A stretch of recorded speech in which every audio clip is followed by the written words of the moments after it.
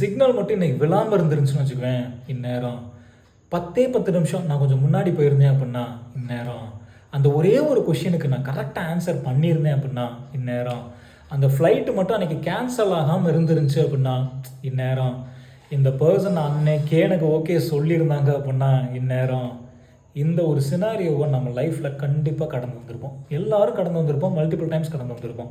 But ஒவ்வொரு டைமையும் நம்ம ஏதாச்சும் ஒரு ஆப்பர்ச்சுனிட்டி லூஸ் பண்ணும்போதோ தவற விடும்போது நம்ம என்ன ஃபீல் பண்ணுவோம் அப்படின்னா, போச்சே மிஸ் பண்ணிட்டோமே அப்படிங்கிற ஒரு ரிக்ரெட்டான ஒரு ஃபீல் நம்மளுக்குள்ளே இருக்கும்.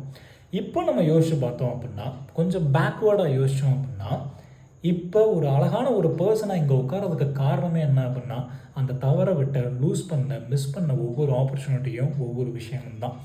இந்த ஒரு அருமையான லைஃப் எக்ஸ்பீரியன்ஸை நம்ம கடந்து வராமே போயிருந்திருப்போம் அந்த ஆப்பர்ச்சுனிட்டிலாம் இல்லை அப்படின்னா. ஸோ ஒவ்வொரு தவற விட்ட ஆப்பர்ச்சுனிட்டியும் நம்ம லைஃப்பில் மிகப்பெரிய ஒரு ரோல் பிளே, மிகப்பெரிய ஒரு ஃபேக்டராக இருந்திருக்கு.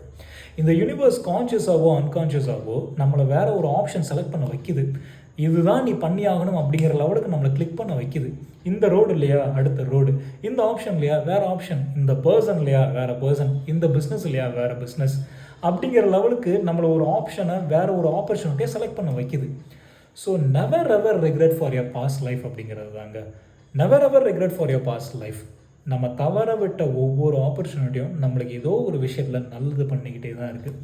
நம்ம கரெக்டான டைமில் தான் போயிட்டுருக்கோம், ஒன்றும் ப்ராப்ளம் இல்லை, ஒன்றும் யோசிக்க தேவையில்லை. நம்ம பண்ண வேண்டியதெல்லாம் என்ன அப்படின்னா, we need to believe in whatever the choices we are making in our life.